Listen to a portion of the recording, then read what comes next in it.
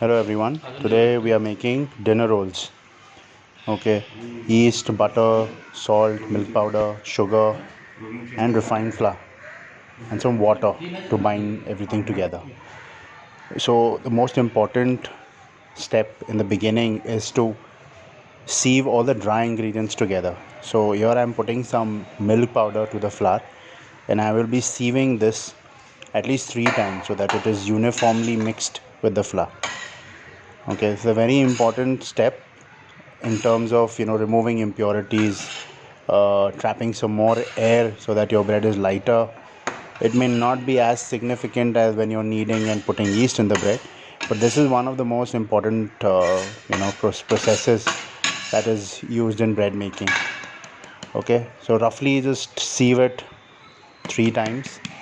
Okay, if your milk powder is a little coarse, most of the residue will be left in the sieve. So you do not have to put this back in the flour, just discard it. Okay, so now you make a well in the center of the flour. Make sure it's uniform. Now in the center, you do not put the yeast and the salt together.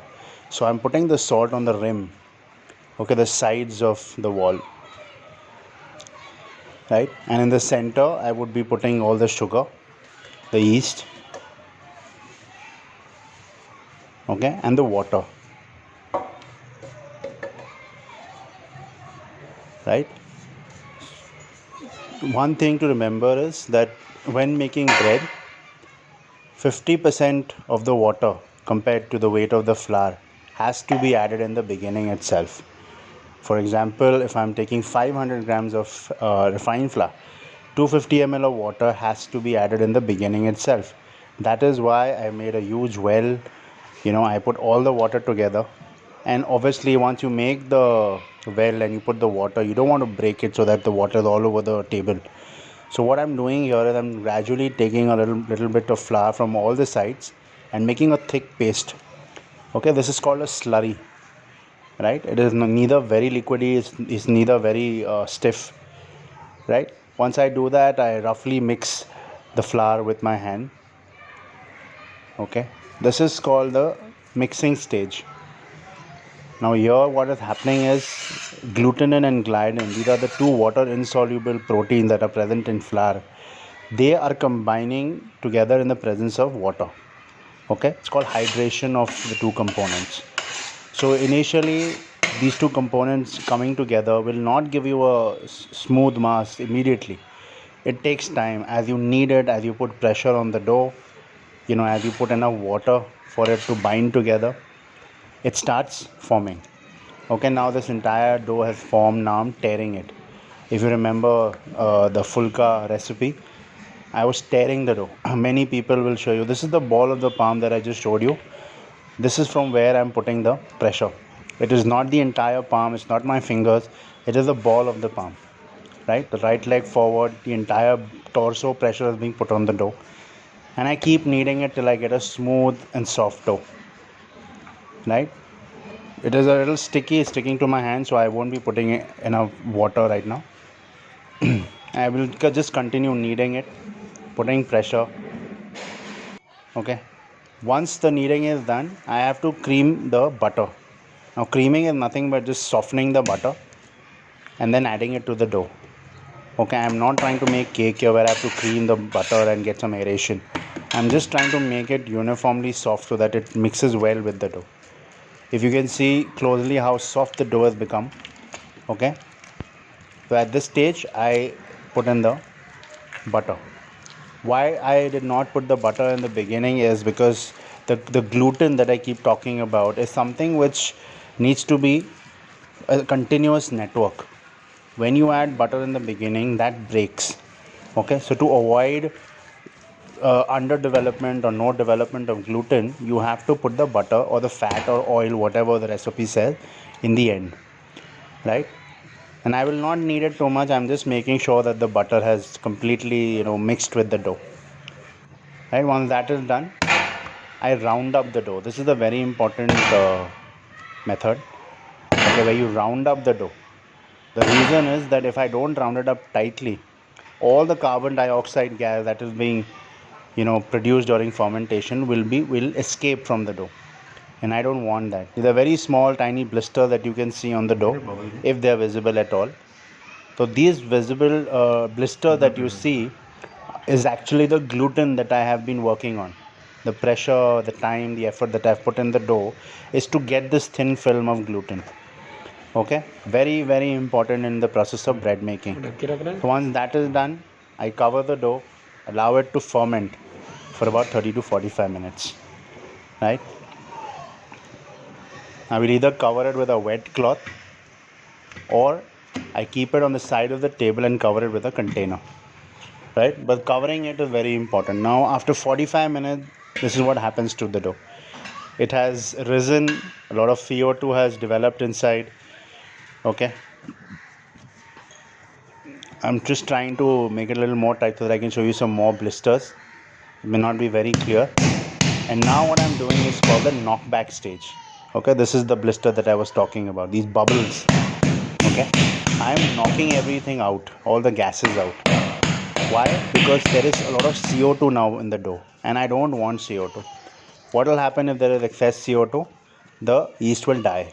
Okay, it's a living organism, right? So I weigh the dough, it's about 868 grams. I can make about 50-gram portions, but I'm trying to make a bigger size bread roll. Okay, so I'm taking approximately 100 grams portions, and the remaining 68 grams I will divide in the 8 portions that I get. Okay, so weighing scales are important. You can buy smaller weighing scales. Okay, these are commercial weighing scales that we use in our kitchens, in our laboratories. Okay, so this is how I divide it, and I gently round it up now. Okay, I'm not putting too much pressure. I don't want it to be too smooth or anything. The reason I round up the dough at this stage after dividing is called intermediate proofing. Okay, at this stage, like the yeast continues to ferment, right? So what I want the yeast to do is make some more CO2, trap it inside the dough, so that when I want to shape the dough, it is more pliable. If I try to immediately start shaping the dough after I've divided it, there are chances of the dough shrinking. Okay, it shall shrink too much, and as a result it will tear when it starts proofing. So I've taken a little oil on my hand.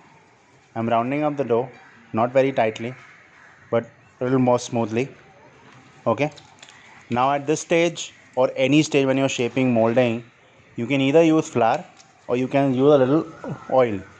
Okay, ideally very little oil or a little dusting of flour is good enough. Right, like I said, 8 pieces, a little above 100 grams each. So I again put them under a container for about 5 to 10 minutes. Okay, once that is done, now they have enough air in them so that they can be easily molded or shaped. Right, so clean your table, take a little oil on the table. Before that, you grease your tray. Okay, you have to only grease the tray where you have to keep the bread rolls.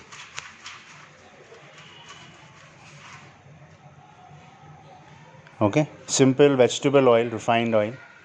The same oil can be used on the table.